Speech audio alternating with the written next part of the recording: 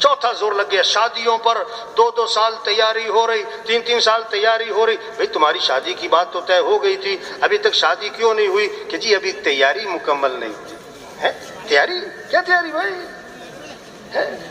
شریعت کا مزاج شادی سیدی شادی. شادی کیا ہو؟ شادی کیا ہو؟ سادی ہو، سستی ہو، آسان ہو، جلدی ہو. ہاں شیطانی مزاج ہے، شادی مہنگی ہو، مشکل ہو، رواج کے ساتھ ہو اور تاخیر کے ساتھ ہو. ہاں شادی میں 2 چیزیں ہیں، نکاح اور ولیمہ. نکاح کے لیے بہتر ہے مسجد میں ہو، حدیث میں آتا ہے نکاح مسجد میں کیا کرو. نکاح کہاں کرو؟ مسجد میں کرو، اور نکاح کی تشہیر کرو. اور ولیمہ ہے، آپ صلی اللہ علیہ وسلم کا ولیمہ ہوا، آپ نے صحابہ کو کھجوریں کھلائیں، ولیمہ ہو گیا.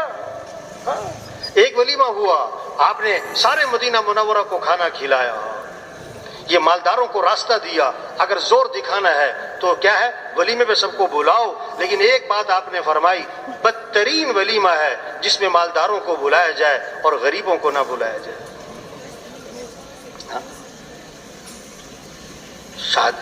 شادی میں 2 چیزیں ہیں بھائی.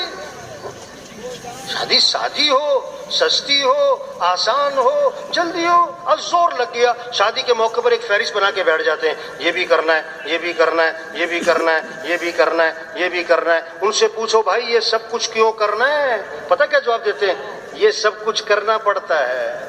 تو یہ جواب ہے، یہ سب کچھ کرنا پڑتا ہے. ان سے پوچھو یہ سب کچھ کیوں کرنا پڑتا ہے؟ پتہ کیا جواب ملتا ہے؟ آپ کو پتہ نہیں ہے، کرنا پڑتا ہے. یہ کوئی جواب ہے؟ زور لگ گیا. حضرت عبد الرحمن بن عوف رضی اللہ عنہ کی شادی ہوئی اور حضور صلی اللہ علیہ وسلم کو پتہ بھی نہیں.